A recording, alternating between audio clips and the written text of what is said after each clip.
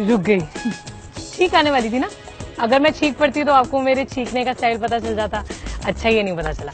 पर छींकने के बहुत सारे स्टाइल्स होते हैं, ये तो आप जानते ही हैं। कभी कभार धीरे से आ जाती है ऐसे छू, और कभी आ छू, और फिर इतनी एम्बैरेसमेंट होती है कि आसपास के लोगों को सॉरी सॉरी ऐसे कहना पड़ जाता है ना। पर मुद्दे की बात यह है कि जब छींक आए तो उसे रोका ना जाए। अब आप कहेंगे क्यों?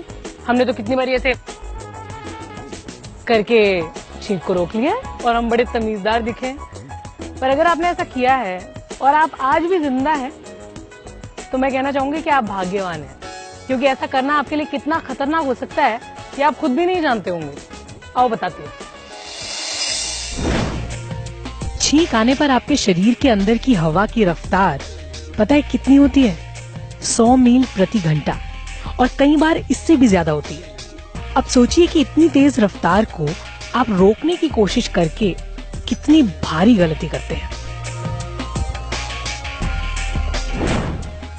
सर्दी खांसी होना बहुत आम चीज है।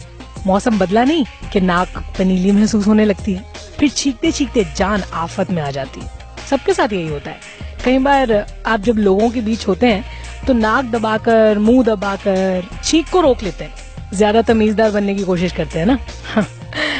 अगर आपको भी ऐसा करने की आदत है तो मैं बता दूं, इसे छोड़ दीजिए। कहीं आपके साथ भी वैसा ना हो जाए जैसा एक 34 साल के आदमी के साथ हुआ। उसे छींक आ रही थी, इसे रोकने के लिए उसने नाक पकड़ी, मुंह बंद किया और छींक को रोक लिया। छींक को बाहर निकलने की जगह ही नहीं मिली। इससे गले के पीछे और जोर पड़ा और वहाँ छेद हो गया। छींक के फोर्स के कारण गले की नाजुक मांसपेशियों में छेद हो गया। जाहिर है उसे बहुत दर्द हुआ होगा। ना कुछ बोल पा रहा था, ना कुछ निकल पा रहा था। फिर उसे अस्पताल ले गए।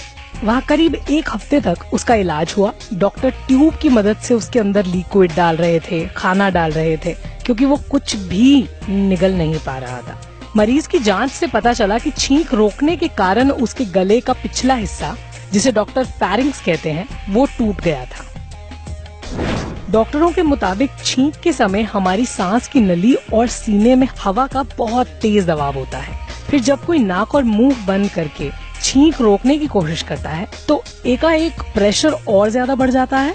शरीर के इस हिस्से में मांसपेशियां वन वे टाइप की होती हैं, क्योंकि इनका काम बस हमारे खाए पिए को निगलने में मदद करना होता है। ऐसे में जब हवा का दबाव बढ़ता है और उसे बाहर निकलने की जगह नहीं मिलती तो मांसपेशियों में छेद होने का खतरा पैदा हो जाता है।